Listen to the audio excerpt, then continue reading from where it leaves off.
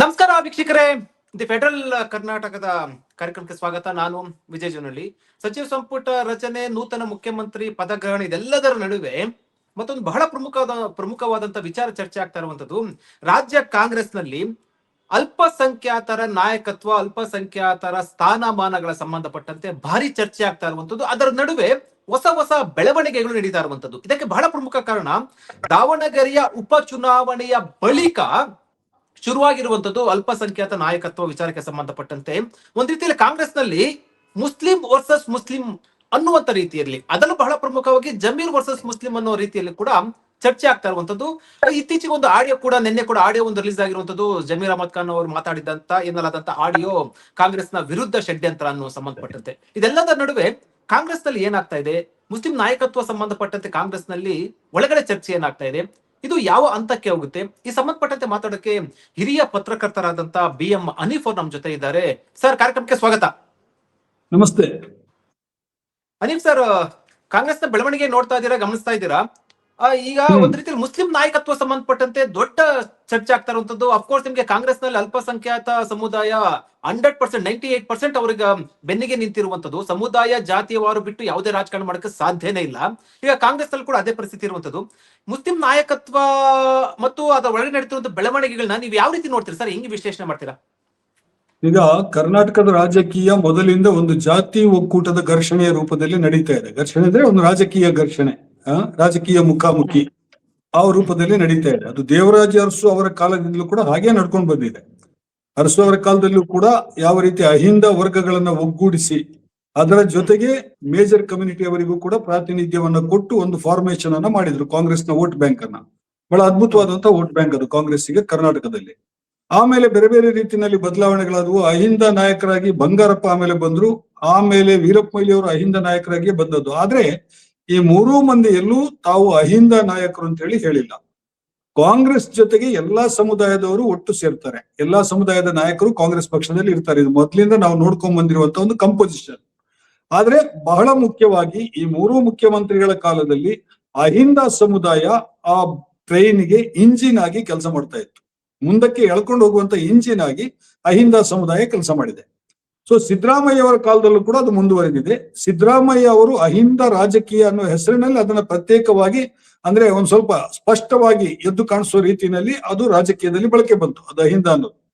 ಇದು ನಾವು ಮನಸ್ಸಿನಲ್ಲಿ ಇಟ್ಕೋಬೇಕು ಕಾಂಗ್ರೆಸ್ ಪಕ್ಷದ ಪವರ್ ಸ್ಟ್ರಕ್ಚರ್ ಅನ್ನ ಆಲೋಚನೆ ಮಾಡುವಾಗ. ಈಗ DK ಶಿವಕುಮಾರ್ ಅವರು ಮುಖ್ಯಮಂತ್ರಿ ಆಗಿದ್ದಾರೆ. ಅವರು ಬಹಳ ವರ್ಷಗಳಿಂದ ಪಕ್ಷವನ್ನ ಕಟ್ಟಿದ್ದಾರೆ, ಪಕ್ಷಕ್ಕಾಗಿ ತನು ಮನ ಧನ ಧಾರೆ ಎರೆದಿದ್ದಾರೆ, ಎಲ್ಲ ರೀತಿಯಲ್ಲಿ ಅವರು ಪಕ್ಷವನ್ನ ಕಟ್ಟಿದ್ದಾರೆ. ಅರ್ಹವಾದಂತ ಆಯ್ಕೆ ಅದು. ಮುಸ್ಲಿಮರಿಗೆ ನೀವು ರಾಜಕೀಯ ಪ್ರಾತಿನಿಧ್ಯ ಕ್ಯಾಬಿನೆಟ್ ನಲ್ಲಿ ಕೊಡ್ತೀರಿ ಅಂತ ಹೇಳಿ, ಆದ್ರೆ ನೀವು ಗಮನಿಸಬೇಕಾದದ್ದು ಒಂದು, ಪಕ್ಷ ನಿಷ್ಠೆ.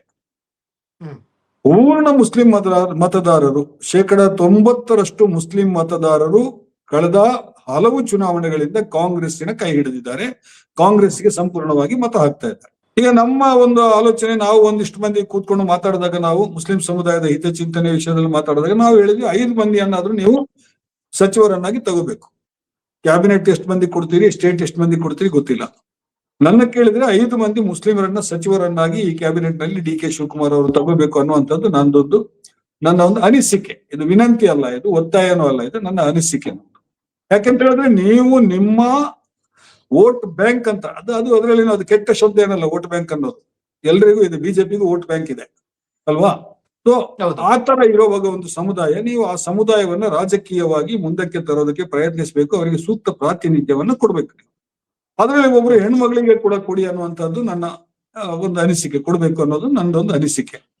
ಇಲ್ಲ ಇದು ತುಂಬಾ ಜಾಸ್ತಿ ಆಗ್ಲಿಲ್ವಾ ಅಂತ ಹೇಳಿ ಕೇಳ್ಬೋದು. ನೋಡಿ, DK ಶಿವಕುಮಾರ್ ಅವರು SM ಕೃಷ್ಣ ಅವರ ಶಿಷ್ಯ. ರಾಜಕೀಯವಾಗಿ SM ಕೃಷ್ಣ ಅವರನ್ನ ಗುರುಗಳು ಅಂತ ಹೇಳಿ ಅವರು ಹೇಳ್ತಾರೆ, ಬಹಿರಂಗವಾಗಿ ಹೇಳಿದ್ದಾರೆ ಅದನ್ನ, ಮತ್ತು ಮನಸ್ಸಿನಲ್ಲೂ ಕೂಡ ಅವ್ರು ಇಟ್ಕೊಂಡಿದ್ದಾರೆ. ಅವರು ತಮ್ಮ ಗುರುಗಳ ಒಂದು ರಾಜಕೀಯ ಪರಂಪರೆಯನ್ನ ಅವರು ಯಾಕೆ ಅನುಸರಿಸಬಾರದು? SM ಕೃಷ್ಣ ಅವರ ಸಂಪುಟದಲ್ಲಿ 5 ಮಂದಿ ಮುಸ್ಲಿಂ ಸದಸ್ಯರಿದ್ರು, ಸಚಿವರಿದ್ರು, ಒಬ್ರು ಹೆಣ್ಮಗಳಿದ್ರು, ನಫೀಸಾ ಫಜಲ್ ಅಂತ, ಅವರಿಗೂ ಪ್ರಾತಿನಿಧ್ಯ ಕೊಟ್ಟಿದ್ರು. ಅದೇ ರೀತಿ ಒಟ್ಟು ಸಂಪುಟದಲ್ಲಿ SM ಕೃಷ್ಣ ಅವರ ಒಟ್ಟು ಸಂಪುಟದಲ್ಲಿ 5 ಮಂದಿ ಹೆಣ್ಮಕ್ಳು ಕೂಡ ಇದ್ರು, ಮಹಿಳೆಯರಿಗೆ ಪ್ರಾತಿನಿಧ್ಯ ಕೊಟ್ಟಿದ್ರು. ಇವತ್ತು ನಾವು ಅವರು ಮತ್ತೆ ಮುಖ್ಯಮಂತ್ರಿ ಆದಾಗ ಈ SM ಕೃಷ್ಣ ಅವರ ಸತ್ಸಂಪ್ರದಾಯವನ್ನು ಒಂದ್ಸಲ ನೆನಪಿಸ್ಬೇಕು ನಾವು DK ಶಿವಕುಮಾರ್ ಅವರಿಗೆ. ಯಾಕೆಂದ್ರೆ SM ಕೃಷ್ಣ ಅವರು ಅವರ ಗುರುಗಳು. ನಿಮ್ಮ ಸಂಪುಟದಲ್ಲಿ 5 ಮಂದಿ ಹೆಣ್ಣು ಮಕ್ಕಳಿಗೆ ನೀವು ಅವಕಾಶ ಕೊಡಬೇಕು, 5 ಮಂದಿ ಮುಸ್ಲಿಮರಿಗೂ ಕೂಡ ಅವಕಾಶ ಕೊಡಬೇಕು. ಇದು ನನ್ನ ಅನಿಸಿಕೆ. ಇದನ್ನ ಅವ್ರು ಮಾಡಬಹುದು ಅಂತ ಹೇಳಿ ನಾನು ಅನ್ಕೊಂಡಿದ್ದೀನಿ. ಯಾಕಂತ ಹೇಳಿದ್ರೆ ಅವರು ಈಸ್ ದಿ ಅವರು ಎಸ್ ಎಂ ಕೃಷ್ಣ ಅವರ ರಸ್ತೆನಲ್ಲೇ ಮುಂದಕ್ಕೆ ಬಂದವರು ಅಂತ ಹೇಳ್ಬಿಟ್ಟು ನಾವು ಬಹಳ ಮಂದಿ ನಮಗ್ ಗೊತ್ತು ಅವ್ರು ಯಾವ ತರ ಅವರ ಕೌಟುಂಬಿಕ ಬಾಂಧವ್ಯ ಬೇರೆ, ಇನ್ನೊಂದು ಅವರು ರಾಜಕೀಯದಲ್ಲಿ ಅವರನ್ನು ಅನುಸರಿಸ್ಕೊಂಡು ಬಂದಿರೋದೆಲ್ಲ ಬೇರೆ. ಈ ಎಲ್ಲಾನು ಕೂಡ ಇದ್ದಾಗ 2 ಮಾನದಂಡಗಳನ್ನ ನೀವು ಬಳಸಿದ್ರು ಕೂಡ, ಒಂದು ಮುಸ್ಲಿಮರು ಬಹಳ ಮುಖ್ಯ ವೋಟ್ ಬ್ಯಾಂಕ್ ಕಾಂಗ್ರೆಸ್ನವರು ಈಗಲೂ ಆಗಿ ಉಳಿದಿರೋದ್ರಿಂದ ಮುಂದಿನ ಚುನಾವಣೆಯಲ್ಲೂ ಕೂಡ ಇದು ಮುಂದುವರಿಬೇಕಾದ್ರೆ, ನಿಮ್ಮ ಬಲವಾದ ವೋಟ್ ಬ್ಯಾಂಕ್ ಆಗಿ ಮುಸ್ಲಿಮರು ಉಳ್ಕೊಳ್ಬೇಕಾದ್ರೆ ಈ ನ್ಯಾಯಬದ್ಧ ಪ್ರಾತಿನಿಧ್ಯವನ್ನ ನೀವು ಕೊಡ್ಬೇಕಾಗತ್ತೆ. ಹಾಗೆ ನೋಡಿದ್ರೆ ಸಿದ್ದರಾಮಯ್ಯ ಸಚಿವ ಸಂಪುಟದಲ್ಲೂ ಕೂಡ ಮುಸ್ಲಿಮರಿಗೆ ಹೆಚ್ಚು ಪ್ರಾತಿನಿಧ್ಯ ಕೊಟ್ಟಿಲ್ಲ ಅಲ್ಲ ಸರ್. ಈಗ ಇರುವಂತದ್ದು 2 ಮಾತ್ರ ಸಚಿವರು ಇರುವಂತದ್ದು, ಹೆಚ್ಚು ಪ್ರಾತಿನಿಧ್ಯ ಕೊಟ್ಟಿಲ್ಲ ಅನ್ನೋದು ಕೂಡ ಒಂದು ಚರ್ಚೆ ಇರುವಂತದ್ದು ಮುಸ್ಲಿಂ ಸಮುದಾಯದಲ್ಲಿ. ಅಲ್ಲ, ಅಲ್ಲಿ ಒಂದು ಏನಾಯ್ತು ಅಂತ ಹೇಳಿದ್ರೆ UT ಖಾದರ್ ಅವರು ಸ್ಪೀಕರ್ ಹುದ್ದೆಗೆ ಆಯ್ಕೆ ಆದ್ರಲ್ವಾ. ಸೊ ಕ್ಯಾಬಿನೆಟ್ ನಲ್ಲಿ 3 ಮಂದಿ ಇರ್ಬೇಕಾದವರು ಒಬ್ಬರನ್ನ ಇಲ್ಲಿ ಒತ್ತಡ ಜಾಸ್ತಿ ಇದೆ, ಬೇರೆ ಸಮುದಾಯದ ಒತ್ತಡ ಜಾಸ್ತಿ ಇದೆ ಅಂತ ಹೇಳ್ಬಿಟ್ಟು ಮುಸ್ಲಿಂ ಪ್ರಾತಿನಿಧ್ಯವನ್ನ ಬಲಿ ಕೊಟ್ಟು ಅವರನ್ನ ಸ್ಪೀಕರ್ ಮಾಡಿದ್ರು. ಅವರನ್ನ ಅಂದ್ರೆ 3 ಪ್ರಾತಿನಿಧ್ಯ ಸಿಕ್ಕುತ್ತೆ ಅಲ್ಲಿ ಅನ್ನುವಂಥದ್ದು, ಸ್ವಲ್ಪ ಮಟ್ಟಿಗೆ ಅದು ನ್ಯಾಯ ಸಿಗುತ್ತೆ ಅನ್ನುವಂಥದ್ದು. ಆದ್ರಿಂದ ಅದು ಕಡಿಮೆನೆ 3, ಅದು 5 ಕೊಡ್ಬೇಕಾಗುತ್ತೆ. ನ್ಯಾಯಬದ್ಧವಾಗಿ ಕೊಡೋದಾದ್ರೆ 5 ಕೊಡ್ಬೇಕಾಗುತ್ತೆ. ಅದರಲ್ಲಿ ಒಬ್ರು ಮುಸ್ಲಿಂ ಹೆಣ್ಣು ಮಗಳು ಕೂಡ ಇರ್ಬೇಕಾಗುತ್ತೆ. ಹೌದೌದು. ಸೊ ಇದೆಲ್ಲದರ ನಡುವೆ ಅನಿಪ್ ಸರ್, ಒಂದು ಈಗ ಅಂದ್ರೆ ಈಗ ನಿನ್ನೆ ಒಂದು ಆಡಿಯೋ ರಿಲೀಸ್ ಆಯ್ತು, ನಿಮ್ಗೂ ಕೂಡ ಗಮನಕ್ಕೆ ಬಂದಿದೆ. ಕಾಂಗ್ರೆಸ್ ಒಳಗಡೆ ಮುಸ್ಲಿಂ ನಾಯಕತ್ವಕ್ಕೆ ಸಂಬಂಧಪಟ್ಟಂತೆ ಒಂದಷ್ಟು ಸಂಘರ್ಷ ಶುರುವಾಗಿದೆಯಾ ಅನ್ನುವಂಥದ್ದು ಇರುವಂತದ್ದು. ಸೊ ಇದನ್ನ ಹೇಗ್ ನೋಡ್ತೀರಾ ಸರ್? ಯಾಕಂದ್ರೆ ಅದು ಬಹಿರಂಗ ಸತ್ಯ ಕೂಡ ಆಗಿರುವಂತದ್ದು. ಜಮೀರ್ ಅಹಮದ್ ಖಾನ್ ಅವರ ಆಡಿಯೋ ಈಗ ಏಕಾಏಕಿ ಸಚಿವ ಸಂಪುಟ ರಚನೆ ಸಂದರ್ಭದಲ್ಲಿ ರಿಲೀಸ್ ಆಗುತ್ತಂದ್ರೆ ಇದು ಅವ್ರು ಹೇಳೋ ಪ್ರಕಾರ ಷಡ್ಯಂತ್ರ, ಏನೋ ಮುಸ್ಲಿಂ ನಾಯಕತ್ವ ಸಂಬಂಧಪಟ್ಟಂತೆ ಒಂದು ಬೇರೆ ರೀತಿಯ ಸಂಘರ್ಷ ಶುರುವಾಗಿದೆ ಕಾಂಗ್ರೆಸ್ ಪಕ್ಷದ ಒಳಗಡೆ. ಅಲ್ಲ, ನಿಜ. ಕಾಂಗ್ರೆಸ್ ಪಕ್ಷದಲ್ಲಿ ಬೇರೆ ಬೇರೆ ಜಾತಿ ಗುಂಪುಗಳು ಈಗ ತಮ್ಮ ಜಾತಿಯ ಪ್ರಾತಿನಿಧ್ಯವನ್ನು ಹೆಚ್ಚಿಸಿಕೊಳ್ಳೋದಕ್ಕೆ ಬೇರೆ ಬೇರೆ ತಂತ್ರಗಳನ್ನ ಅನುಸರಿಸ್ತಾ ಇವೆ. ಆ ತಂತ್ರದ ಒಂದು ಅಂಗವಾಗಿ ಈ ಆಡಿಯೋ ಈಗ ರಿಲೀಸ್ ಆಗಿದೆ, ಇದಕ್ಕಿಂತ ಹಿಂದೆ ರಿಲೀಸ್ ಆಗಿಲ್ಲ. ಯಾಕಂದ್ರೆ ದಾವಣಗೆರೆ ಈಗ ಹಾರಿಸ್ ಅವರು ಪ್ರತಿಕ್ರಿಯೆ ಕೊಡೋದನ್ನ ನಾನು ನೋಡಿದೆ, ಒಂದು ಟಿವಿನಲ್ಲಿ ಗಮನಿಸಿದೆ. ಅವ್ರು ಹೇಳಿದ್ರು ಇದು ಒಂದು ಸಂದರ್ಭ ಸಮಯ ಕಾದು ಈ ತರದ್ದನ್ನೆಲ್ಲ ಹಬ್ಬಿಸೋದು, ಸುದ್ದಿಯನ್ನ ಹಬ್ಬಿಸೋದು ಒಳ್ಳೆಯ ಪಾಲಿಟಿಕ್ಸ್ ಅಲ್ಲ, ಇದು ಬಹಳ ಕೆಟ್ಟ ಪಾಲಿಟಿಕ್ಸ್. ಇದು ಯಾರನ್ನೋ ಒಬ್ಬರನ್ನ ಬಡಿಯೋದಕ್ಕೆ ಈ ತರ ರಾಜಕೀಯ ಇದನ್ನ ಮಾಡೋದೆಲ್ಲ ಸರಿಯಲ್ಲ ಅನ್ನುವಂಥದ್ದನ್ನೆಲ್ಲ ಹೇಳಿದ್ರು. ಇಲ್ಲಿ ಒಂದು ಮಾತು ಹೇಳಬೇಕು, ದಾವಣಗೆರೆ ಆಯ್ತು, ಮುಗೀತದು, ಅದು ಮುಗಿದ ಅಧ್ಯಾಯ. ಅದು ದಾವಣಗೆರೆಯ ಅಧ್ಯಾಯವನ್ನೇ ಪ್ರತಿದಿನ ಕಾಂಗ್ರೆಸ್ ನಾಯಕತ್ವ ಹೈಕಮಾಂಡ್ ಮುಂದುವರಿಸ್ಲಿಕ್ಕೆ ಬಯಸ್ತಾ ಇದೆಯಾ? ಅವ್ರು ಮಾಡಿರ್ಬೋದು, ನನಗೆ ಗೊತ್ತಿಲ್ಲ, ನನಗೆ ಭಿನ್ನಮತೀಯ ಚಟುವಟಿಕೆ ಮಾಡಿದ್ದಾರೆ ಇಲ್ಲೋ ಗೊತ್ತಿಲ್ಲ. ಆದ್ರೆ ಒಂದು ಮಾತ್ರ ಸ್ಪಷ್ಟವಾಗಿದೆ, ಜಮೀರ್ ಖಾನ್ ಅವರು ಬಹಳ ನೇರವಾಗಿ KPCC ಸಭೆನಲ್ಲಿ ಈ ಮಾತನ್ನ ಹೇಳಿದ್ದು. ಏನು ಅಂತ ಹೇಳಿದ್ರೆ, ದಾವಣಗೆರೆಯಲ್ಲಿ ಅತ್ಯಧಿಕ ಸಂಖ್ಯೆಯ ಮುಸ್ಲಿಂ ಮತದಾರರಿದ್ದಾರೆ, ಅದು ನ್ಯಾಯಬದ್ಧವಾಗಿ ಮುಸ್ಲಿಮರಿಗೆ ಒಬ್ಬರಿಗೆ ಸೀಟ್ ಕೊಡ್ಬೇಕು, ಯಾರಿಗೆ ಬೇಕಾದ್ರೂ ಕೊಡಿ ಅಂತ ಹೇಳಿದ್ರು ಅವರು. ಈಗ ಆಡಿಯೋ ಪ್ರಕರಣ ಬರುತ್ತೆ. ನೀವು ಹಿಂದೆ ಕಾಂಗ್ರೆಸ್ ನಲ್ಲಿ ಇಂಥದ್ದು ತುಂಬಾ ಪ್ರಕರಣಗಳಾಗಿದೆ, ಕಾಂಗ್ರೆಸ್ ಹೈಕಮಾಂಡ್ ಅದನ್ನೇನು ಮನಸ್ಸಿನಲ್ಲಿ ಇಟ್ಕೊಂಡಿಲ್ಲ. ಒಂದು ಉದಾಹರಣೆ ನಿಮಗೆ ಭೈರತಿ ಸುರೇಶ್ ಅವ್ರದ್ದು ಹೇಳ್ತೀನಿ ನಾನು. ಸಿದ್ದರಾಮಯ್ಯ ಕೂಡ ಅದ್ರಲ್ಲಿ ಪಾತ್ರ ಇತ್ತಲ್ವ ಸರ್? ಅಲ್ಲ, ಹೇಳ್ತೀನಿ ನಾನು, ಭೈರತಿ ಸುರೇಶ್ ಅವ್ರದ್ದು ಪ್ರಕರಣ ಹೇಳ್ತೀನಿ ನಿಮ್ಗೆ. ನೀವು ಆವಾಗ ವಿಧಾನ ಪರಿಷತ್ನ ನೇರವಾಗಿ ಅಭ್ಯರ್ಥಿಯಾಗಿ ಅವರು ಕಣದಲ್ಲಿದ್ರು. ಅವರು ಆವಾಗ ಅವರನ್ನು ಸೋಲಿಸಲಾಯ್ತು. ಯಾರು? ಇಕ್ಬಾಲ್ ಅಹಮದ್ ಸರಡಗಿ ಅವರನ್ನ, ಅಲ್ವಾ? ಹೌದು, ಸರಡಗಿ ಅವರನ್ನ ಸೋಲಿಸಲಾಯ್ತು. ಅವರನ್ನ ಸೋಲಿಸಿ ಭೈರತಿ ಸುರೇಶ್ ಅವರು ಬಂಡಾಯ ಎದ್ದು ಗೆದ್ರು. ಆಮೇಲೆ ಭೈರತಿ ಸುರೇಶ್ ಅವರು ಅಹಮದ್ ಸರಡಗಿ ಸರ್ ನಿಮ್ ಮಲ್ಲಿಕಾರ್ಜುನ್ ಖರ್ಗೆ ಅವರ ಹೈಕಮಾಂಡ್ ಕ್ಯಾಂಡಿಡೇಟ್ ಆಗಿದ್ರು, ಅವ್ರನ್ನೇ ಕೂಡ ಬಹಿರಂಗವಾಗಿ ಸೋಲಿಸಲಾಯ್ತು ಅಡ್ಡ ಮೂಲಕ. ಹೌದು. ಆಮೇಲೆ ಏನಾಯ್ತು, ಅವರನ್ನ ಪೂರ್ತಿ ಮೂಲೆ ಗುಂಪು ಮಾಡಿದ್ರ ಹೈಕಮಾಂಡ್ ನವರು? ಇಲ್ಲ. ಅದೇ ಭೈರತಿ ಸುರೇಶ್ ಅವರು ಬಹಳ ಪ್ರಮುಖವಾದಂತಹ ಕ್ಯಾಬಿನೆಟ್ ಸಚಿವರಾಗಿ ಕಾರ್ಯನಿರ್ವಹಿಸಿದ್ರು. ಕಾಂಗ್ರೆಸ್ ಅದನ್ನೆಲ್ಲ ಮರ್ತಿತ್ತು ಅಲ್ವಾ? ಆ DK ಶಿವಕುಮಾರ್ ಅವರ ಪ್ರಕರಣವನ್ನೇ ತೆಗೆದುಕೊಳ್ಳಿ. ಇಶಾ ಫೌಂಡೇಶನ್ ಗುರೂಜಿ ಅವರು ಇದಾರಲ್ವಾ, ಅವರು ರಾಹುಲ್ ಗಾಂಧಿಯನ್ನ ಲೇವಡಿ ಮಾಡಿ ಒಂದು ಅವರ ವಿಡಿಯೋ ಕ್ಲಿಪ್ ಒಂದು ಬಂತು, ಎಲ್ಲ ವೈರಲ್ ಆಯ್ತು. ಎಲ್ಲರೂ ಅವ್ರು ಏನಪ್ಪಾ ಇವರು ಈ ತರ ಮಾತಾಡಿದ್ದಾರೆ, ರಾಹುಲ್ ಗಾಂಧಿ ಅವರ ಬಗ್ಗೆ ಎಷ್ಟು ಕೇವಲವಾಗಿ ಮಾತಾಡಿದ್ದಾರೆ ಅಂತ ಹೇಳಿ ನಾವೆಲ್ಲ ಅನ್ಕೊಳ್ತಾ ಇದ್ವಿ ನಾವು. ಆಗ ಅದಾದ ಕೆಲವೇ ಸಮಯದಲ್ಲಿ, ಅಂದ್ರೆ ಒಂದು ಕೆಲವೇ ವಾರಗಳಲ್ಲಿ ಇಶಾ ಫೌಂಡೇಶನ್ ಕಾರ್ಯಕ್ರಮದಲ್ಲಿ DK ಶಿವಕುಮಾರ್ ಅವರು ಭಾಗವಹಿಸ್ತಾರೆ, ಅಮಿತ್ ಶಾ ಅವರು ಭಾಗವಹಿಸ್ತಾರೆ. It is a political statement Guruji ಅವರು ಕೊಟ್ಟಿರೋದು. ಅದು ಪಕ್ಷ ವಿರೋಧಿ ಚಟುವಟಿಕೆ ಅಂತ ಹೇಳಿ ನೀವು ಪರಿಗಣಿಸಿದ್ರಾ? ಕೆಲವರು ಹೇಳಿದ್ರು ಅವಾಗ ಇದು ಪಕ್ಷ ವಿರೋಧಿ ಚಟುವಟಿಕೆ ಅಂತ ಹೇಳ್ಬಿಟ್ಟು. ಆದ್ರೆ ಅದನ್ನೆಲ್ಲ ಮರೆತು ಇವತ್ತು DK ಶಿವಕುಮಾರ್ ಅವರ ನಿಷ್ಠೆಯನ್ನ ಗಮನಿಸಿ ನೀವು ಇವತ್ತು ಮುಖ್ಯಮಂತ್ರಿ ಮಾಡಿದಿರಲ್ವಾ? ಇಂಥ ಪರಿಸ್ಥಿತಿ ಪಕ್ಷದಲ್ಲಿ ಬೇಕಾದಷ್ಟು ಉದಾಹರಣೆಗಳು ಕೊಡ್ಬೋದು ಇದಕ್ಕೆ. ಕಾಂಗ್ರೆಸ್ ಪಕ್ಷದಲ್ಲಿ ಯಾರೆಲ್ಲ ಬಂಡಾಯ ಎದ್ದಿದ್ದಾರೆ. ಕಳೆದ ಲೋಕಸಭಾ ಚುನಾವಣೆಯಲ್ಲಿ ಲಕ್ಷ್ಮೀ ಹೆಬ್ಬಾಳ್ಕರ್ ಅವರ ಸಮಿತಿ ಒಂದು ವರದಿನೇ ಕೊಡ್ತು, ಲೋಕಸಭಾ ಅಭ್ಯರ್ಥಿಯ ವಿರುದ್ಧ 3 ಮಂದಿ ಕಾಂಗ್ರೆಸ್ ಶಾಸಕರು ಕೆಲಸ ಮಾಡಿದ್ದಾರೆ ಅಂತ ಹೇಳ್ಬಿಟ್ಟು ಬೆಳಗಾವಿ ಭಾಗದಲ್ಲಿ. ಅದೇನಾಯ್ತು, ಅದು ಏನಾದ್ರು ಭಿನ್ನಮತೀಯ ಚಟುವಟಿಕೆ ಬಹಳ ದೊಡ್ಡದಾಗಿ ಅದೇನೋ ವಿಜೃಂಭಣೆ ಮಾಡಿ ಅವರನ್ನು ಪೂರ್ತಿ ಪಕ್ಷದಿಂದ ಹೊರಗಿಟ್ರ? ಇಲ್ಲ ಅಲ್ವಾ? ಕಾಂಗ್ರೆಸ್ ನಲ್ಲಿ ಚುನಾವಣೆ ಬಂದಾಗ ಇಂಥ ಸಂದರ್ಭಗಳಲ್ಲಿ ನಡೆದಿರ್ತದೆ ಸಾಕಷ್ಟು. ಪರೋಕ್ಷವಾಗಿ ಜಮೀರ್ ಖಾನ್ ಅವ್ರೇನಾದ್ರು ಬೆಂಬಲ ಕೊಟ್ಟಿದ್ರು ಕೂಡ ನನಗೆ ದೊಡ್ಡ ಮಹಾಪರಾಧ ಅಂತ ಹೇಳಿ ಅನಿಸ್ತಾ ಇಲ್ಲ. ಯಾಕಂತ ಹೇಳಿದ್ರೆ ಅವರ ಸಮುದಾಯದ ಹಿತವನ್ನ ರಕ್ಷಿಸೋದಕ್ಕೆ ಅವರೊಂದು ಮಾತು ಹೇಳಿದ್ರು, ಅದಕ್ಕೆ ಬದ್ಧರಾಗಿದ್ರು ಅವರು. ಆಮೇಲೆ ಅವ್ರು ಬಂದದ್ರಿಂದ ಕೂಡ ಓಟ್ ಬಂದಿದೆ ದಾವಣಗೆರೆಯಲ್ಲಿ. ನೀವು 5,000 ಮತಗಳಿಂದ ಗೆದ್ದಿರೋದು ಅಂತರದಿಂದ ಕಾಂಗ್ರೆಸ್ನವರು ದಾವಣಗೆರೆಯಲ್ಲಿ. ಜಮೀರ್ ಖಾನ್ ಅವರು ಬಂದು ಒಂದು ದಿನ ಮುಖ ತೋರಿಸಿದ್ರಿಂದ ಬಹಳ ಮಂದಿ ಮುಸ್ಲಿಮರ ಮತ ಬಂದಿಲ್ವಾ ನಿಮಗೆ? ಅದಕ್ಕಿಂತ ಜಾಸ್ತಿ ಮುಸ್ಲಿಮರ ಮತ ಬಂದಿಲ್ವಾ? ರಾಜಕೀಯದಲ್ಲಿ ಹೇಗೆ ಅಂತ ಹೇಳಿದ್ರೆ, ಒಬ್ಬ ನಾಯಕ, ನಮ್ಮ ನಾಯಕ ಒಬ್ಬ ಇಲ್ಲಿ ಬಂದ, ಆಯ್ತು ಒಂದು ಮುಖ ತೋರಿಸಿ ಒಂದು ಈ ತರ ಹೇಳಿ ಹೋದ ಅಂತ ಹೇಳಿದ್ರೆ ಆಯ್ತು, ನಾವು ಅವ್ರ ಪರವಾಗಿ ಇರ್ತೀವಿ ಅಂತ ಹೇಳ್ಬಿಟ್ಟು, ಅವರೇನು ಬಹಿರಂಗವಾಗಿ ಅಲ್ಲಿ ಬಂದು ವಿರೋಧ ಮಾಡಿ ಭಾಷಣ ಮಾಡಿ ಕಾಂಗ್ರೆಸ್ ಅನ್ನ ಸೋಲಿಸಿ ಅಂತ ಬಹಿರಂಗ ಕರೆ ಕೊಟ್ಟಿದ್ರೆ ಸರಿ. ನೀವು ಹೇಳ್ತಾ ಇರೋದು ಯಾವುದು ಭೈರತಿ ಸುರೇಶ್ ಅವರ ಕೇಸಲ್ಲಿ ಹಾಗೆ ಭೈರತಿ ಸುರೇಶ್ ಅವರ ಕೇಸಲ್ಲಿ ಬಹಿರಂಗವಾದ ಬಂಡಾಯ ಅಲ್ವಾ? ಇದು ಆ ತರದ್ದೇನಲ್ಲ ಇದು. ಆಮೇಲೆ ಮುಸ್ಲಿಮರಲ್ಲಿ ಇವತ್ತು ಅತ್ಯಂತ ಜನಪ್ರಿಯ ನಾಯಕ ಜಮೀರ್ ಖಾನ್. ನೀವು ಕರ್ನಾಟಕದ ಯಾವ ಭಾಗಕ್ಕೆ ಬೇಕಾದ್ರೂ ಹೋಗಿ ನೋಡಿ, ಅವರಿಗೆ ಅವರ ಫ್ಯಾನ್ಸ್ ಇದ್ದಾರೆ, ಅವರ ಅನುಯಾಯಿಗಳಿದ್ದಾರೆ, ಅವರನ್ನ ಮೆಚ್ಕೊಳ್ಳೋರಿದ್ದಾರೆ. ಅಲ್ಪಸಂಖ್ಯಾತ ಸಮುದಾಯದಲ್ಲೇ ನಾನು ಹೇಳ್ತಾ ಇದ್ದೀನಿ. ಈ ರಾಜ್ಯದ ಮುಸ್ಲಿಂ ನಾಯಕ ಅಂತ ಹೇಳ್ಬೋದಾ ಜಮೀರ್ ಅಹಮದ್ ಖಾನ್ ಅವ್ರನ್ನ?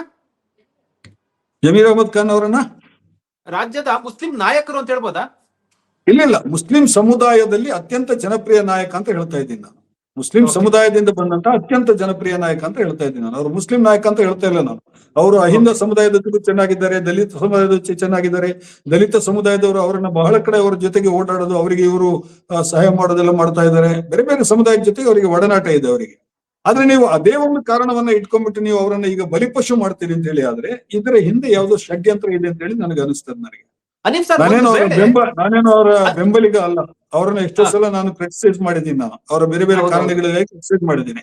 ಇನ್ನು ಒಂದು ವಾದ ಬರುತ್ತೆ, ಅವರು ಕಾಂಗ್ರೆಸ್ನ ಸದಸ್ಯರಲ್ಲ, ಅವರು JDS ನಿಂದ ಬಂದವರು. ಸಿದ್ದರಾಮಯ್ಯ ಮತ್ತೆ ಯಾರು ಮೂಲ ಕಾಂಗ್ರೆಸ್ನ ಸದಸ್ಯರ? JDS ನಿಂದ ಬಂದವರಲ್ವಾ? ಅಲ್ಲ, ಈ ಕಾಂಗ್ರೆಸ್ ನಲ್ಲಿರುವಂತ ಬಹುತೇಕ ನಾಯಕರಿಗೆ ವಲಸಿಗರೇ ಮುಂದೆ JDS ನಲ್ಲಿ ಬಂದಂತ ಹೌದು. ಕರ್ನಾಟಕದಲ್ಲಿ ಬಿಜೆಪಿನಲ್ಲಿ ಇರೋರೆಲ್ಲ ಬಹಳ ಮಂದಿ ಕಾಂಗ್ರೆಸ್ ನಾಯಕರಿದ್ದಾರೆ ಅಲ್ವಾ? ಒಂದು ಕಾಲದಲ್ಲಿ ಕಾಂಗ್ರೆಸ್ ನಾಯಕರು. ನೀವು ರಾಷ್ಟ್ರ ಮಟ್ಟದಲ್ಲಿ ನೋಡಿದ್ರೆ ಮುಖ್ಯಮಂತ್ರಿಗಳಾಗಿದ್ದಾರೆ ಕಾಂಗ್ರೆಸ್ ಬಿಟ್ಟು ಹೋದವರಲ್ಲಿ ಅಲ್ವಾ? ಅವೆಲ್ಲ ಈಗಿನ ರಾಜಕೀಯದಲ್ಲಿ ಇವೆಲ್ಲ ಅಪ್ರಸ್ತುತ. ಈಗ ಫಾರ್ಮೇಶನ್ ಆಗುವಾಗ ಒಂದು ಪ್ರಶ್ನೆ ಬಂತು. ಒಂದು ವೇಳೆ ಗೊತ್ತಿಲ್ಲ ಅದು ಏನು ತೀರ್ಮಾನ ತೆಗೆದುಕೊಳ್ತಾರಂತ, ಈ ಆಡಿಯೋ ಒಂದು ಕಾರಣ ಇಟ್ಕೊಂಡು ಅಥವಾ ಬೇರೆ ಬೇರೆ ಕಾರಣಗಳನ್ನ ಇಟ್ಟುಕೊಂಡು ಮುಸ್ಲಿಂ ಸಮುದಾಯಕ್ಕೆ ಸಂಬಂಧಪಟ್ಟಂತೆ ಅಂದ್ರೆ ಜಮೀರ್ ಅಹಮದ್ ಖಾನ್ ಅವ್ರನ್ನ ಸಚಿವ ಸ್ಥಾನದ ಹೊರಗಡೆ ಇಟ್ಟು ಮುಸ್ಲಿಂ ಸಮುದಾಯಕ್ಕೆ ಕೇವಲ 2-3 ಸ್ಥಾನ ಕೊಟ್ಟು ಯುಟಿ ಖಾದರ್ ಅವ್ರಿಗೆ ಸಚಿವ ಸ್ಥಾನ ಮಾಡ್ಬೇಕಂತಿದ್ದಾರೆ. ಅದರ ಜೊತೆಗೆ ಬೆಂಗಳೂರಲ್ಲಿ ಯಾರಿಸ್ ಅವ್ರಿಗೆ ಮಾಡ್ಬೇಕಂತಿದ್ದಾರೆ ಜಮೀರ್ ಅಹಮದ್ ಖಾನ್ ಬದಲು. ಈ ರೀತಿ ಚರ್ಚೆ ಆಗ್ತಾ ಇರುವಂತದ್ದು. ಯಾಕಂದ್ರೆ ನಿರ್ಧಾರ ತೆಗೆದುಕೊಳ್ಬಹುದು ಅನ್ನೋದು ಪೂರಕವಾಗಿ ಬೆಳವಣಿಗೆ ಅಂದ್ರೆ ಮುಖ್ಯಮಂತ್ರಿ ರಾಜಕೀಯ ಕಾರ್ಯದರ್ಶಿಯವನ್ನ ನಜೀರ್ ಅಹಮದ್ ಅವ್ರನ್ನ ಸಿದ್ದರಾಮಯ್ಯ ಅವರ ಅಸಮ್ಮತಿ ಮಧ್ಯೆ ಕೂಡ ತೆಗೆದಾಕಿರುವಂತದ್ದು. ಹೈಕಮಾಂಡ್ ಈ ರೀತಿ ನಿರ್ಧಾರವನ್ನ ಕೈಗೊಂಡ್ರೆ ಮುಂದೆ ಅದು ಪರಿಣಾಮ ಬೀರುತ್ತೆ ಕಾಂಗ್ರೆಸ್ ಮೇಲೆ. ಯಾಕಂದ್ರೆ ಬಹುತೇಕ ಕ್ಷೇತ್ರಗಳಲ್ಲಿ ಮುಸ್ಲಿಂ ಸಮುದಾಯದ ನಿರ್ಣಾಯಕ ಮತ ಇರುವಂತದ್ದು. ಪರಿಣಾಮ ಬೀರುತ್ತೆ ಅಂತ ಅನ್ಸುತ್ತಾ ಜಮೀರ್ ಅಹಮದ್ ಖಾನ್ ಅವರನ್ನು ಹೊರಗಡೆ ಬೀರುವ ಸಾಧ್ಯತೆ ಇದೆ. ಯಾಕೆಂತ ಹೇಳಿದ್ರೆ ಇತ್ತೀಚೆಗೆ ನಾನು ಗಮನಿಸಿದ್ದೆ, ನಾನು ಹಲವಾರು ರಾಜಕೀಯ ಸಭೆಗಳಲ್ಲಿ ಮುಸ್ಲಿಂ ನಾಯಕರು ಇರುವಂತಹ ರಾಜಕೀಯ ಸಭೆಗಳಲ್ಲೆಲ್ಲ ಭಾಗವಹಿಸಿದ್ದೀನಿ. ಖಾಸಗಿಯಾಗಿ ಕಾಂಗ್ರೆಸ್ಸಿನ ಮುಸ್ಲಿಂ ನಾಯಕರ ಜೊತೆ ಕೂಡ ಮಾತಾಡುವಾಗೆಲ್ಲ ಈ ಪ್ರಸ್ತಾಪ ಬಂದಿದೆ. ಏನಂತ ಹೇಳಿದ್ರೆ ಮುಸ್ಲಿಂ ಸಮುದಾಯಕ್ಕೆ ಕಾಂಗ್ರೆಸ್ಸಿನ ಬಗ್ಗೆ ಒಂದು ಬಹಳ ದೊಡ್ಡ ಸಿಟ್ಟಿದೆ. ಯಾಕೆಂತ ಹೇಳಿದ್ರೆ ಸರ್ಕಾರ 2023ರಲ್ಲಿ ಸರ್ಕಾರ ಬಂದ ನಂತರ ಕೂಡ ಮುಸ್ಲಿಂ ಸಮುದಾಯಕ್ಕೆ ಬೇಕಾದಂತಹ ಅವರ ಬೇಡಿಕೆಗಳಿಗೇನಿತ್ತು, ಅವರ ಬೇಡಿಕೆಗಳಂದ್ರೆ ನ್ಯಾಯಬದ್ಧ ಬೇಡಿಕೆಗಳೇನಿತ್ತು, ಅದರ ಬಗ್ಗೆ ಕೂಡ ಕಾಂಗ್ರೆಸ್ ಸರ್ಕಾರ ಗಮನ ಹರಿಸಿಲ್ಲ ಅನ್ನುವಂತ ಒಂದು ಬಹಳ ದೊಡ್ಡ ಅಸಮಾಧಾನ ಮುಸ್ಲಿಂ ಸಮುದಾಯದಲ್ಲಿ ಇದೆ. ನೀವು ಅದು 4% ರಿಸರ್ವೇಶನ್ ಅನ್ನ ಬಿಜೆಪಿ ಸರ್ಕಾರ ಕಿತ್ತು ಹಾಕಿರೋದಿರ್ಬೋದು. ಅದೀಗ ಸುಪ್ರೀಂ ಕೋರ್ಟ್ ನಲ್ಲಿ ಸ್ಟೇ ಬಂದಿದೆ. ಅದಕ್ಕೆ ಸಂಬಂಧಿಸಿ ಕಾಂಗ್ರೆಸ್ ಸರ್ಕಾರ ಯಾವುದೇ ನಿರ್ಧಾರಗಳನ್ನ ಕೈಗೊಳ್ಳಿಲ್ಲ. ಅದೇ ರೀತಿ ಗೋಹತ್ಯೆ ನಿಷೇಧ ಕಾಯ್ದೆಯ ಕಾನೂನನ್ನ ಅದು ಇದೇ ಮೊದಲೇ ಇತ್ತದು. ಬಿಜೆಪಿ ಅವರು ಬಂದ ಮೇಲೆ ಅದಕ್ಕೆ ಕರಾಳ ಕಾನೂನನ್ನಾಗಿ ಮಾಡಿದ್ರೆ ಅದನ್ನ ಸಮಾವೇಶ ಆಯ್ತಲ್ವ ಸರ್? ಮುಸ್ಲಿಂ ಸಮುದಾಯದ ಸಮಾವೇಶ ಕೂಡ ಆಯ್ತು. ಅಂದ್ರೆ ಅದು ಎಲ್ಲ ಒಂದು ರೀತಿಯಲ್ಲಿ ಯಾವುದು ರಾಜಕೀಯ ಇಲ್ಲದೆ ಸಮಾವೇಶ ಕೂಡ ಆಯ್ತು ಅದರಲ್ಲಿ. ಇಲ್ಲ, ಆ ಭಾವನೆ ಮುಸ್ಲಿಮರಲ್ಲಿ ಹೆಚ್ಚು ಗಟ್ಟಿ ಆಗ್ತಾ ಇದೆ. ನಾವು ಆಲ್ಟರ್ನೇಟಿವ್ ಪೊಲಿಟಿಕಲ್ ಪಾರ್ಟಿಗಳ ಕಡೆಗೆ ಗಮನ ಹರಿಸಬೇಕು, ಬಿಜೆಪಿಯನ್ನು ಹೊರತುಪಡಿಸಿ ಕಣ್ಣು ಮುಚ್ಚಿ ಎಲ್ಲಾ ಕ್ಷೇತ್ರಗಳಲ್ಲಿಯೂ ಕೂಡ ಕಾಂಗ್ರೆಸ್ಗೆ ಮತ ಹಾಕಬಾರದು, ಬೇರೆ ಬೇರೆ ಪಾರ್ಟಿಗಳ ಪ್ರಯೋಗಗಳನ್ನ ನಾವು ಮಾಡ್ಬೇಕು ಅನ್ನುವಂತ ಒಂದು ಆಲೋಚನೆ ಮುಸ್ಲಿಂ ಸಮುದಾಯದಲ್ಲಿ ಈಗ ನಡೀತಾ ಇದೆ. ಹಾಗಾಗಿ ಆಲ್ಟರ್ನೇಟಿವ್ ಏನಿದೆ ಸರ್? ಹೈಕಮಾಂಡ್ ಏನಾದ್ರು ಈಗ ಎಸ್ಟಿಪಿ ಇರುವಂತದ್ದು ಹೌದು ಆಲ್ಟರ್ನೇಟಿವ್ ಏನಿದೆ ಅನ್ಸುತ್ತೆ? ಒಂದು ಮುಸ್ಲಿಂ ಸಮುದಾಯ ಹೌದು ಕಾಂಗ್ರೆಸ್ ಇಂದ ಅನ್ಯಾಯ ಆಯ್ತು, ಸಚಿವ ಸಂಪುಟ ರಚನೆಯಲ್ಲಿ ಇವೆಲ್ಲವೂ ಕೂಡ ಅನ್ನೋದಾದ್ರೆ ಆಲ್ಟರ್ನೇಟಿವ್ ಏನಿರ್ಬೋದು? ಈಗ ಎಸ್ಟಿಪಿ ಒಂದಿದೆ, ಅದ್ ಬಿಟ್ಟರೆ ಬೇರೆ ಆಲ್ಟರ್ನೇಟಿವ್ ಏನ್ ಅನ್ಸುತ್ತೆ ಸರ್ ನಿಮ್ಗೆ? ಇಲ್ಲ, ನೀವು ಕಾರ್ಪೊರೇಷನ್ ಇಲೆಕ್ಷನ್ಗಳು ಹಿಂದೆ ನಡೆದಿರುವಂತ ಕಾರ್ಪೊರೇಷನ್ ಇಲೆಕ್ಷನ್ ಗಳನ್ನ ಗಮನಿಸಿ. ಓವೈಸಿ ಅವರ ಪಕ್ಷ ಕಲಬುರಗಿನಲ್ಲಿ ಮತ್ತು ಹುಬ್ಬಳ್ಳಿನಲ್ಲಿ ಗೆದ್ದಿದ್ದಿದೆ. ಆಮೇಲೆ ಬೆಳಗಾವಿನಲ್ಲಿ ಬೇರೆ ಬೇರೆ ತರದ ಪ್ರಯೋಗಗಳು ನಡೆದಿರೋದಿದೆ. ಈ ಹೇಳಲಿಕ್ಕಾಗಲ್ಲ, ಆಲ್ಟರ್ನೇಟಿವ್ ಯಾವ್ದನ್ನು ಬೇಕಾದ್ರೂ ಮಾಡಬಹುದು. ನೀವು ಗುಜರಾತ್ ನಲ್ಲಿ ಕಾಂಗ್ರೆಸ್ನ ಬಹುದೊಡ್ಡ ಮತದಾರರ ವರ್ಗ ಒಂದು ವಿಧಾನಸಭಾ ಚುನಾವಣೆಯಲ್ಲಿ ಆಮ್ ಆದ್ಮಿ ಪಕ್ಷಕ್ಕೆ ವಲಸೆ ಹೋಯಿತು. ಆಮ್ ಆದ್ಮಿ ಪಕ್ಷಕ್ಕೆ ಲಾಸ್ಟ್ ಗುಜರಾತ್ ವಿಧಾನಸಭಾ ಚುನಾವಣೆಯಲ್ಲಿ ಸುಮಾರು 12% 13% ಮತ ಸಿಕ್ತು. ಹೆಚ್ಚಿನ ಮುಸ್ಲಿಂ ಮತಗಳು ಅಲ್ಲಿಗೆ ವರ್ಗಾವಣೆ ಆದವು ಕಾಂಗ್ರೆಸ್ನಿಂದ. ಅದೇ ರೀತಿ ನೀವು ಬೇರೆ ಬೇರೆ ರಾಜ್ಯಗಳಲ್ಲಿ ನೀವು ನೋಡಿದ್ರೆ ಆ ತರದ ಡೆವಲಪ್ಮೆಂಟ್ ಗಳು ಕಾಣಿಸ್ತಾ ಇದೆ. ಅಸ್ಸಾಂನಲ್ಲಿ ಒಂದು ಹೊಸ ಪಕ್ಷ ಘೋಷಣೆ ಆಗಿತ್ತು 2-3 ಚುನಾವಣೆಗಳ ಹಿಂದೆ. ಈ ಸಲ ನೋಡಿ ಅಸ್ಸಾಂನಲ್ಲಿ ಪೂರ್ತಿಯಾಗಿ ಕಾಂಗ್ರೆಸ್ಗೆ ಕೈ ಹಿಡಿದ್ರು ಮುಸ್ಲಿಮರು. ನೀವು ಕಾಂಗ್ರೆಸ್ ನಲ್ಲಿ ಗೆದ್ದಿರೋದ್ರಲ್ಲಿ 99% ಮುಸ್ಲಿಂ ಅಭ್ಯರ್ಥಿಗಳು ಗೆದ್ದಿದ್ದಾರೆ. ಸೊ ಈ ತರದ್ದು ಬೇರೆ ಬೇರೆ ಯೋಚನೆಗಳನ್ನ ಬೇರೆ ಬೇರೆ ಕಡೆ ಮಾಡಿದ್ರೆ. ಉತ್ತರ ಪ್ರದೇಶದಲ್ಲಿ ಇದು ಬಹಳ ಹಿಂದೆನೆ ಆಯ್ತು. ಉತ್ತರ ಪ್ರದೇಶದಲ್ಲಿ ಒಂದು ಕಾಲದಲ್ಲಿ 100% ಮುಸ್ಲಿಮರು ಕಾಂಗ್ರೆಸ್ಗೆ ಮತ ಹಾಕ್ತಾ ಇದ್ರು. ಸಮಾಜವಾದಿ ಪಕ್ಷಕ್ಕೆ ವರ್ಗಾವಣೆ ಆಯ್ತು ಬಹಳ ದೊಡ್ಡ ಪ್ರಮಾಣದಲ್ಲಿ. ಮಾಯಾವತಿಯವರ BSPಗೆ ವರ್ಗಾವಣೆ ಆಯ್ತು, ಮುಸ್ಲಿಮರ ಮತಗಳು ದೊಡ್ಡ ಪ್ರಮಾಣದಲ್ಲಿ ಆಯ್ತು. ಆಮೇಲೆ ಓವೈಸಿ ಅವರ ಪಕ್ಷಕ್ಕೂ ಕೂಡ ಆಯ್ತು. ಮಹಾರಾಷ್ಟ್ರದಲ್ಲಿ ಆಗಿದೆ, ಓವೈಸಿ ಅವರ ಪಕ್ಷಕ್ಕೆ ಕಾರ್ಪೊರೇಷನ್ ನಲ್ಲಿ ಜಯಗಳಿಸಿದೆ. ಒಂದು ಕಾರ್ಪೊರೇಷನ್ ಅನ್ನ ಅಧಿಕಾರಕ್ಕೆ ತಗೊಂಡಿದೆ ಓವೈಸಿ ಅವರ MIM ಪಕ್ಷ ಮಹಾರಾಷ್ಟ್ರದಲ್ಲಿ ಮಹಾನಗರ ಪಾಲಿಕೆಯನ್ನ. ಸಾಕಷ್ಟು ದೊಡ್ಡ ಸಂಖ್ಯೆಯಲ್ಲಿ ಅಲ್ಲಿ ಮೆಂಬರ್ಗಳು ಗೆದ್ದಿದ್ದಾರೆ ಓವೈಸಿ ಪಾರ್ಟಿಯವರು ಈ ಸಲ ನಡೆದಂತ ಪಾಲಿಕೆ ಚುನಾವಣೆಯಲ್ಲಿ. ಸೊ ಇದನ್ನ ನೀವು ಇದಮಿತ್ತಮ್ ಅಂತ ಹೇಳಿಕ್ ಸಾಧ್ಯ ಇಲ್ಲ. ನಿಮ್ಮ ಬಹುದೊಡ್ಡ ವೋಟ್ ಬ್ಯಾಂಕ್ ಅನ್ನ ನೀವು ಈ ತರ ನಿರಾಶೆಗೊಳಿಸ್ತೀರಿ ಅಂತ ಹೇಳಿ ಆದ್ರೆ ರಾಜಕೀಯವಾಗಿ ಅವರು ಬೇರೆ ತರ ಯೋಚನೆ ಮಾಡೋದು ಸಹಜ. ಮತ್ತು ಕಾಂಗ್ರೆಸ್ ಹೈಕಮಾಂಡ್, ನಾನು ಇದನ್ನ ಅವ್ರಿಗೇನು ಒತ್ತಾಯ ಮಾಡ್ತಾ ಇಲ್ಲ, ನೀವು ಗಮನಿಸಿ ಹಾಗೆ ಹೇಗೆ ಅಂತ ಹೇಳ್ಬಿಟ್ಟು. ಆದ್ರೆ ನಾನು ಹೇಳ್ತಾ ಇರೋದು ನಿಮ್ಮ ಬಹುದೊಡ್ಡ ವೋಟ್ ಬ್ಯಾಂಕ್ ಅನ್ನ ಕಳೆದುಕೊಳ್ಳುವುದಕ್ಕೆ ಇದು ಮುನ್ನುಡಿಯಾಗುವ ಸಾಧ್ಯತೆ ಇದೆ. ಅದು ಮುಸ್ಲಿಂ ಸಮುದಾಯದಲ್ಲಿ ಈಗ ಬಹಳ ದೊಡ್ಡ ಮಟ್ಟದಲ್ಲಿ ಕಾಂಗ್ರೆಸ್ ಪಕ್ಷದ ಬಗ್ಗೆ ಒಂದು ಅಸಮಾಧಾನ ಇರುವಾಗ, ಒಳಗಿಂದೊಳಗೆ ಇರುವಾಗ, ಅದೇ ಮುಂದೆ ನೀವು ಕಾರ್ಪೊರೇಷನ್ ಇಲೆಕ್ಷನ್ ಅನ್ನ ನಿಮ್ಮ ಮುಂದೆ ಇಟ್ಕೊಂಡಿದ್ದೀರಿ. ನೀವು ಇಂತಹ ಸಂದರ್ಭಗಳಲ್ಲಿ ನೀವು ಮುಸ್ಲಿಂ ಪ್ರಾತಿನಿಧ್ಯವನ್ನ ಕಡಿಮೆಗೊಳಿಸಿದ್ರೆ ಮತ್ತು ಮುಸ್ಲಿಮರ ಒಳಗಡೆನೆ ಡಿವೈಡ್ ಅಂಡ್ ರೂಲ್ ಪಾಲಿಸಿಯನ್ನ ನೀವೇನಾದ್ರೂ ಅನುಸರಿಸಿದ್ರೆ ಹೈಕಮಾಂಡ್ ಅವರು, ಅದಕ್ಕೆ ಬಹುಶಃ ಅದರ ಒಂದು ದುಷ್ಪರಿಣಾಮ ಪಕ್ಷದ ಮೇಲೆ ಆಗುವ ಸಾಧ್ಯತೆ ಇದೆ ಅಂತ ಹೇಳಿ ನನಗೆ ಅನಿಸ್ತದೆ. ನೀವು ಮುಂದೆ ಓವೈಸಿ ಕೂಡ ಎಂಟ್ರಿ ಆಗ್ಬೋದು ಮುಂದಿನ ಪಾಲಿಕೆ ಚುನಾವಣೆಗಳಲ್ಲಿ, STP ಕೂಡ ಬಲವಾಗಬಹುದು, ನೋಡೋದಾದ್ರೆ ಸಾಧ್ಯತೆಗಳು ಜಾಸ್ತಿ ಇದೆ. ಈಗ ಮಂಗಳೂರಿನಲ್ಲಿ ಮುಸ್ಲಿಂ ಲೀಗ್ ಎಂಟ್ರಿ ಆಗ್ಬಹುದು ಕಾರ್ಪೊರೇಷನ್ ಚುನಾವಣೆ ನಡೆದ್ರೆ. ಅದು ಸ್ನೇಹಿತ ಅವರ ಮಿತ್ರ ಪಕ್ಷ ಬಹಳ ಮಂದಿ ಇದ್ದಾರೆ ಆ ತರ ಫ್ರೇಮ್ ನಲ್ಲಿ. ಕಮ್ಯುನಿಸ್ಟ್ ಪಕ್ಷಕ್ಕೆ ಮತ ಹಾಕ್ಬಹುದು ಮುಸ್ಲಿಮರು, ಹೇಳಲಿಕ್ಕಾಗಲ್ಲ. ಯಾಕಂದ್ರೆ ಆಲ್ಟರ್ನೇಟಿವ್ ಅನ್ನ ಅವರು ಬಿಜೆಪಿ ಹೊರತಾದ ಪಕ್ಷಗಳನ್ನ ಆಲ್ಟರ್ನೇಟಿವ್ ಆಗಿ ಹುಡುಕ್ತಾ ಇದ್ದಾರೆ. ಅದು ಮುಸ್ಲಿಮರ ಪಕ್ಷವೇ ಆಗ್ಬೇಕು ಅಂತ ಹೇಳಿ ಏನಿಲ್ಲ, SDP ಆಗ್ಬೇಕು, ಓವೈಸಿ ಪಕ್ಷನೇ ಆಗ್ಬೇಕು ಅಂತ ಹೇಳಿ ಏನಿಲ್ಲ. ಎಡ ಪಕ್ಷಗಳಿಗೆ ಕೂಡ ಮತ ಹಾಕ್ಬೋದು, ಇಂಡಿಪೆಂಡೆಂಟ್ ಕ್ಯಾಂಡಿಡೇಟ್ ಗಳಿಗೂ ಕೂಡ ಮತ ಹಾಕ್ಬೋದು, ಅಥವಾ ಯಾವುದೋ ನಾಗರಿಕ ಸಮಿತಿ ಅಂತ. ಮಂಗಳೂರಿನಲ್ಲಿ ಒಂದು ಪ್ರಯತ್ನ ಆಗಿದೆ, ಪಾಲಿಕೆ ಚುನಾವಣೆಯಲ್ಲಿ ಒಂದು ನಾಗರಿಕ ಸಮಿತಿ ಅಂತ ಮಾಡಿ ಎಲ್ಲರೂ ಸೇರ್ಕೊಂಡ್ಬಿಟ್ಟು ಕಂಟೆಸ್ಟ್ ಮಾಡಬೇಕು ಅಂತ ಹೇಳ್ಬಿಟ್ಟು. ಅದರಲ್ಲಿ ಮುಸ್ಲಿಮರು ಬಹಳ ದೊಡ್ಡ ಸಂಖ್ಯೆಯಲ್ಲಿ ಇದ್ದಾರೆ, ದೊಡ್ಡ ಪ್ರಮಾಣದಲ್ಲಿ ಇದ್ದಾರೆ. ಹೌದು, ಈಗ ಅಲ್ಲಿಂದಲೇ ತಾನೇ ವೋಟ್ ಟ್ರಾನ್ಸ್ಫರ್ ಆಗ್ಬೇಕಾಗಿರೋದು. ಬಿಜೆಪಿಯಿಂದ ವೋಟ್ ಟ್ರಾನ್ಸ್ಫರ್ ಆಗೋ ಪ್ರಶ್ನೆ ಇಲ್ವಲ್ಲ. ಇತ್ತೀಚಿನ ಬೆಳವಣಿಗೆಗಳು ನೋಡೋದಾದ್ರೆ ಕಾಂಗ್ರೆಸ್ನ ಒಳಗಡೆ ಕಾಂಗ್ರೆಸ್ನ ಮುಸ್ಲಿಂ ಸಮುದಾಯದ ನಾಯಕರಲ್ಲೇ ಒಂದ್ ರೀತಿಯಲ್ಲಿ ಏನು ಫೈಟ್ ಶುರುವಾಗಿದೆಯಾ ಅನ್ಬಾದ ನಾಯಕತ್ವಕ್ಕೆ ಅಂತ. ಯಾಕಂದ್ರೆ ಇತ್ತೀಚಿನ ಬೆಳವಣಿಗೆಗಳು ನೋಡೋದಾದ್ರೆ ಅದು ನೋಡಿ, KPCC ಮಾಡಿದ ಮೂರ್ಖತನದ ಕೆಲಸ. ನಾನು ಬಹಳ ಸ್ಪಷ್ಟವಾಗಿ ಹೇಳ್ತೀನಿ ಇದನ್ನ. ಯಾಕೆಂತ ಹೇಳಿದ್ರೆ ದಾವಣಗೆರೆ ಚುನಾವಣೆಯಲ್ಲಿ ಏನೋ ನಡೀತಲ್ಲ, ಅದು ನಡೀತು. ಅದಾದ ಬಳಿಕ ಮುಸ್ಲಿಂ ಮುಖಂಡರನ್ನೇ KPCC ಕಚೇರಿಯಲ್ಲಿ ಕೂರಿಸಿ ಒಂದು ಪತ್ರಿಕಾಗೋಷ್ಠಿಯನ್ನು ಮಾಡಿಸಲಾಯಿತು. ಎಕ್ಸಾಕ್ಟ್ಲಿ, ಇಬ್ರು ಮುಸ್ಲಿಂ ಶಾಸಕರನ್ನ ಕಚೇರಿ ಒಳಗಡೆ. ಈಗ ನೀವು ಹೊರಗಡೆ ಏನಾದ್ರೂ ಆ ಹೇಳಿಕೆಯನ್ನು ಕೊಟ್ಟಿದ್ರೆ ಈ ಪ್ರಶ್ನೆ, ಈ ಸಂಶಯ ಬರ್ತಾ ಇರ್ಲಿಲ್ಲ. KPCC ಕಚೇರಿ ಒಳಗೆ ಇಬ್ರು ಮುಸ್ಲಿಂ ನಾಯಕರು ಕೂತು ಬಿಟ್ಟು, ಇಲ್ಲ ನಮ್ಮ ಸಮುದಾಯದಲ್ಲೇ ಕೆಲವರು ಭಿನ್ನಮತೀಯ ಚಟುವಟಿಕೆ ಮಾಡಿದ್ದಾರೆ, ಪಕ್ಷ ವಿರೋಧಿ ಚಟುವಟಿಕೆ ಮಾಡಿದ್ದಾರೆ ಅಂತ ಹೇಳಿ ಹೇಳಿಸೋದಿದೆಯಲ್ಲ. ಹೆಸರು ಹೇಳಿಲ್ಲ ಅವ್ರು, ಬಿಡಿ, ಹೆಸರು ಹೇಳಿಲ್ಲ. ಆದ್ರೆ ಗೊತ್ತಾಗುತ್ತೆ ಎಲ್ರಿಗೆ ಯಾರ ಬಗ್ಗೆ ಯಾರ ವಿರುದ್ಧ ಎತ್ತಿ ಕಟ್ಟಲಾಗಿದೆ ಅನ್ನೋದು ಗೊತ್ತಾಗುತ್ತೆ ಅದರಲ್ಲಿ ಸ್ಪಷ್ಟವಾಗಿ. ಯಾರು ಎತ್ತಿ ಕಟ್ಟಿದ್ದಾರೆ ಅನ್ನೋದು ಕೂಡ ನಮ್ಗೆಲ್ರಿಗೂ ಗೊತ್ತಿದೆ ನಮಗೆ. ಸೊ ಇಂತಹ ಬೆಳವಣಿಗೆಗಳನ್ನು ಪಕ್ಷದ ಒಳಗಡೆ ಕಾಂಗ್ರೆಸ್ ಹೈಕಮಾಂಡ್ ಏನಾದ್ರೂ ಪ್ರೋತ್ಸಾಹಿಸಿದರೆ ಅದರ ತೊಂದರೆ, ಅದರ ಕಷ್ಟ ನಷ್ಟಗಳು ಕಾಂಗ್ರೆಸ್ಸೇ ಅನುಭವಿಸಬೇಕಾಗತ್ತೆ. ಅಂದ್ರೆ ಪ್ರಮುಖ ನಾಯಕರೇ ಮುಸ್ಲಿಂ ಸಮುದಾಯವನ್ನ ಒಡೆದಾಳುವ ನೀತಿ ಅಥವಾ ಮುಸ್ಲಿಂ ಮುಖಂಡರಲ್ಲಿ ಒಡೆದಾಳುವ ನೀತಿ ಅನುಸರಿಸ್ತಾ ಇದೆ. ಹೌದು, ಅನುಸರಿಸ್ತಾ ಇದೆ. ಹೈಕಮಾಂಡ್ ಅನುಸರಿಸಲಿಕ್ಕೆ ಹೊರಟಿತ್ತು. ಆದ್ರೆ ಈಗ ಒಂದು ಅವಕಾಶ ಇದೆ. ಅದನ್ನೆಲ್ಲ ಅದು ಪಾಸ್ಟ್ ಇಸ್ ಫಾಸ್ಟ್ ಅಂತ ಅನ್ಕೊಂಡ್ಬಿಟ್ಟು ಮುಂದಕ್ಕೆ ಹೋದ್ರೆ ಮುಸ್ಲಿಂ ಸಮುದಾಯ ಈಗಲೂ ಕೂಡ ಮುಂದಿನ ಚುನಾವಣೆಯಲ್ಲೂ ಕೂಡ ಒಗ್ಗಟ್ಟಾಗಿ ಕಾಂಗ್ರೆಸ್ ಪಕ್ಷದ ಹಿಂದೆಯೇ ಇರುವ ಸಾಧ್ಯತೆ ಇದೆ. ಯಾಕಂತ ಹೇಳಿದ್ರೆ ಅವರಿಗೆ ಅವರಿಗೇನು ಕಾಂಗ್ರೆಸ್ ಪಕ್ಷದ ಮೇಲೆ ಬಹಳ ದೊಡ್ಡ ಪ್ರೇಮ ಏನಿಲ್ಲ, ಆದ್ರೆ ಬಿಜೆಪಿ ಬರಬಾರದು ಅನ್ನುವ ಕಾರಣಕ್ಕಾಗಿ ಬಿಜೆಪಿಯಿಂದ ಅಪಾಯ ಇದೆ, ಬಿಜೆಪಿ ಮುಸ್ಲಿಂ ಅನ್ನ ದ್ವೇಷ ಮಾಡ್ತಾ ಇದೆ, ಮುಸ್ಲಿಮರಿಗೆ 224 ಕ್ಷೇತ್ರಗಳಲ್ಲಿ ಒಂದು ಟಿಕೆಟ್ ಅನ್ನು ಬಿಜೆಪಿ ಕೊಡೋದಿಲ್ಲ, ಅವರನ್ನ ರಾಜಕೀಯದಿಂದ ಹೊರಕ್ಕೆ ಹಾಕೋದಕ್ಕೆ ಬಿಜೆಪಿ ಪ್ರಯತ್ನಿಸ್ತಾ ಇದೆ ಅನ್ನುವಂತಹ ಒಂದು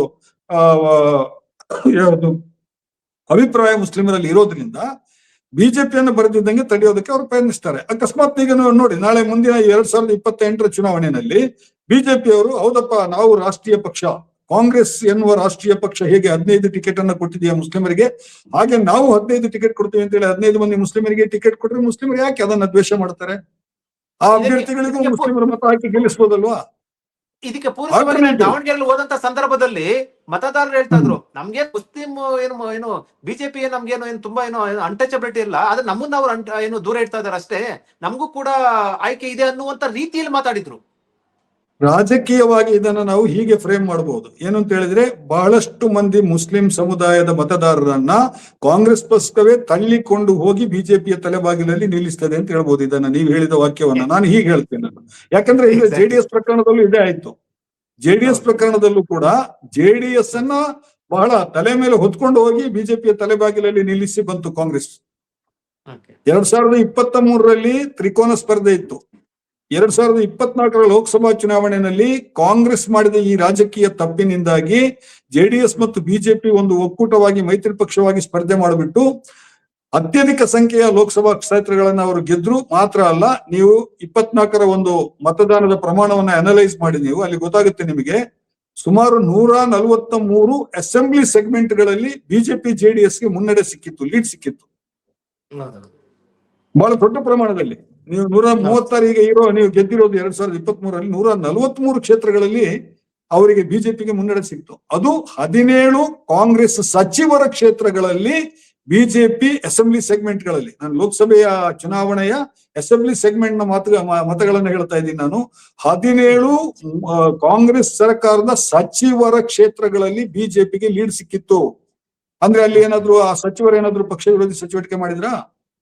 ಅದ್ ಹೇಗೆ ಬಿಜೆಪಿಯಲ್ಲಿ ಲೀಡ್ ಬಂತವರ ಕ್ಷೇತ್ರಗಳಲ್ಲಿ ಅಲ್ವಾ? ಹೌದು. ಇದನ್ನ ಗಮನಿಸ್ಬೇಕು. ರಾಜಕೀಯದಲ್ಲಿ ಯಾವಾಗ್ಲೂ ಕೂಡ ಈ ತರದ ವಿಚಾರಗಳನ್ನ ಗಮನಿಸ್ಬೇಕಾಗತ್ತೆ ನಾವು. ಹಾಗಾಗಿ ಪ್ರಾತಿನಿಧ್ಯ ಕೊಡೋದು ಬಿಡೋದು ಹೈಕಮಾಂಡ್ಗೆ ಬಿಟ್ಟಂತಹ ವಿಚಾರ. ಹೈಕಮಾಂಡ್ಗೆ ಇಲ್ಲಪ್ಪ ನಾವು ಮುಸ್ಲಿಮರನ್ನ ಸೀರಿಯಸ್ ಆಗಿ ತಗೋಬೇಕಾಗಿಲ್ಲ, ನಾವು ಅವರಿಗೆ ಒಂದು 2 ಸೀಟ್ ಕೊಟ್ರೆ ಸಾಕು ಅಥವಾ 3 ಸೀಟ್ ಕೊಟ್ರೆ ಸಾಕು ಅಂತ ಅವ್ರು ಯೋಚನೆ ಮಾಡಿದ್ರೆ ಆತರ ಅವರು 2-3 ಸಚಿವ ಸ್ಥಾನ ಕೊಡ್ತಾರೆ. ಇಲ್ಲ, ನಾವು ನಮ್ಮ ಬಹುದೊಡ್ಡ ವೋಟ್ ಬ್ಯಾಂಕ್ ಇದೆ, ಇವರನ್ನ ನಾವು ಬಿಟ್ಬಿಡ್ಬಾರ್ದು, ಇವರ ಬೇಡಿಕೆಗಳನ್ನೆಲ್ಲ ನಾವು ಸರಿಯಾಗಿ ಈಡೇರಿಸಲಿಕ್ಕೆ ಆಗಿಲ್ಲ, ನ್ಯಾಯಬದ್ಧ ಬೇಡಿಕೆಗಳೆಲ್ಲ ಹಾಗೆ ಬಾಕಿ ಉಳಿದಿವೆ ಅವರದ್ದು. ಪ್ರಾತಿನಿಧ್ಯವನ್ನ ನೀವು MLA ಟಿಕೆಟ್ ಕೊಡುವಾಗ್ಲೂ ಕೊಡೋದಿಲ್ಲ, MLC ಮಾಡುವಾಗ್ಲೂ ಸೂಕ್ತ ಪ್ರಾತಿನಿಧ್ಯವನ್ನು ಕೊಡೋದಿಲ್ಲ. ಈಗ MLAಗಳು ಅತ್ಯಂತ 15 ಟಿಕೆಟ್ ಕೊಟ್ಟಿದ್ದೀರಾ, 15 ಮಂದಿಯನ್ನ ಗೆಲ್ಸ್ಕೊಂಡು ಬರ್ಲಿಲ್ಲ, ನೀವೇ ಸೋಲ್ಸಿದ್ರಿ, ಕಾಂಗ್ರೆಸ್ನವರೇ ಸೋಲ್ಸಿದ್ರಿ ಬಹಳ ಮಂದಿನ. ನಾವು ನಮ್ಮ ಇಕ್ಬಾಲ್ ಅನ್ಸಾರಿ ಉದಾಹರಣೆಯನ್ನು ಕೊಡ್ಬೋದು. 15 ಟಿಕೆಟ್ ಕೊಟ್ಟಿದ್ರಲ್ಲಿ 9 ಮಂದಿ ಯಾಕೆ ಗೆಂತರು, 6 ಮಂದಿ ಯಾಕೆ ಸೋತ್ರು? ನೀವು ಅಲ್ಲಿ ಅನಾಲಿಸ್ ಮಾಡಿದ್ರೆ ಆ ಕ್ಷೇತ್ರಗಳನ್ನ ಕಾಂಗ್ರೆಸ್ನ ಒಳಗಿರುವಂತ ನಾಯಕರೇ ಸೋಲ್ಸಿದ್ರು. ಸೊ ಪಕ್ಷ ಗೆಲ್ಲಿಸ್ಕೋಬೇಕಾಗಿತ್ತಲ್ಲ ಅವ್ರನ್ನ. ಈಗ ನೀವು ಬರೇ 10 ಮಂದಿ ಇದ್ದಾಗ ನೀವು ಪ್ರಾತಿನಿಧ್ಯ ಕೊಡ್ಲಿಕ್ಕಾಗೋದಿಲ್ಲ, ಬರೀ 10 ಮಂದಿ ಇದ್ದಾರೆ ಅಂತ ಹೇಳಿದ್ರೆ ಅದಕ್ಕೆ ಹೊಣೆಗಾರರು ಯಾರು? ಹೈಕಮಾಂಡ್ ಹೊಣೆಗಾರರಾಗೋದಲ್ವಾ? ಕಾಂಗ್ರೆಸ್ ಪಕ್ಷನೇ ಹೊಣೆಗಾರರಾಗುತ್ತೆ. ಸೊ ಎನಿಹೋ, ಇದರಲ್ಲಿ ಎಲ್ಲಾ ಸಮುದಾಯದವರು ಕೂಡ ಅವರವರ ರಾಜಕೀಯ ಒಂದು ವಿಚಾರಧಾರೆಗಳನ್ನ ಮುಂದಿಡ್ತಾರೆ. ನಮ್ಮ ಪ್ರಾತಿನಿಧ್ಯ ಇಂಥ ಕಾರಣಗಳಿಗಾಗಿ ಬೇಕು ಅಂತ. ಅದೇ ರೀತಿ ಮುಸ್ಲಿಮರು ಕೂಡ ಮುಂದಿಟ್ಟಿದ್ದಾರೆ. ನಿರ್ಧಾರ ಹೈಕಮಾಂಡ್ಗೆ ಬಿಟ್ಟಿದ್ದು. ಹೈಕಮಾಂಡ್ ನಿರ್ಧಾರ ಮಾತ್ರ ಅದು ಅತ್ಯಂತ ಕಡಿಮೆ ಪ್ರಾತಿನಿಧ್ಯ ಕೊಟ್ರೆ, ಕೆಲವು ಪ್ರಮುಖ ಜನಪ್ರಿಯ ನಾಯಕರನ್ನ ಕೈ ಬಿಟ್ರೆ ಅದು ಪಕ್ಷದ ಮೇಲೆ ಪ್ರಭಾವ ಬೀರುತ್ತೆ, ದುಷ್ಪ್ರಭಾವ ಬೀರುತ್ತೆ, ದುಷ್ಪರಿಣಾಮ ಬೀರುತ್ತೆ ಅನ್ನೋದಂತೂ ಖಚಿತವಾಗಿದೆ. ತುಂಬಾ ಧನ್ಯವಾದ ಅನೀಫ್ ಸರ್, ಮಾತಾಡೋದಕ್ಕೆ ತುಂಬಾ ವಿಶ್ಲೇಷಣೆ ಮಾಡಿದ್ದೀರಾ. ತುಂಬಾ ಧನ್ಯವಾದ ಸರ್ ಮಾತಾಡಿದಕ್ಕೆ. Thank you. ವೀಕ್ಷಕರೇ, ಇದು BM ಹನೀಫ್ ಅವರ ಒಂದು ವಿಶ್ಲೇಷಣೆ ಮತ್ತು ಅಭಿಪ್ರಾಯ ಇದಾಗಿತ್ತು. ರಾಜಕೀಯವಾಗಿ ಜಾತಿ ಮತ್ತು ಸಮುದಾಯವನ್ನ ಬಿಟ್ಟು ರಾಜಕೀಯ ಮಾಡಕ್ಕಾಗೋದಿಲ್ಲ. ರಾಜಕಾರಣದಲ್ಲಿ ಜಾತಿ ಮತ್ತು ಸಮುದಾಯ ಬಹಳ ಪ್ರಮುಖವಾದಂತಹ ಪಾತ್ರ ವಹಿಸುವಂಥದ್ದು ಅದೆಲ್ಲರಿಗೂ ಕೂಡ ಗೊತ್ತಿರುವಂತ ಸತ್ಯ. ಈ ಹಿನ್ನೆಲೆಯಲ್ಲಿ ಕಾಂಗ್ರೆಸ್ಸು ಅಲ್ಪಸಂಖ್ಯಾತ ಅಥವಾ ಮುಸ್ಲಿಂ ಸಮುದಾಯವನ್ನ ಏನಾದರೂ ಕೂಡ ಕಡೆಗಣಿಸಿದ್ರೆ, ಅವರಿಗೆ ಸರಿಯಾದ ಪ್ರಾತಿನಿಧ್ಯ ಕೊಡಲಿಲ್ಲ ಅಂತಂದ್ರೆ ಮುಂದೆ ದೊಡ್ಡ ಮಟ್ಟದ ದುಷ್ಪರಿಣಾಮ ಬೀರಲಿದೆ ಅನ್ನುವಂಥ ಅಂಶವನ್ನ BM ಹನೀಫ್ ಅವರು ಒಂದಷ್ಟು ಉದಾಹರಣೆಗಳ ಸಮೇತ ವಿವರಿಸಿದ್ರು. ಇದು ಇವತ್ತಿನ ವಿಶೇಷ.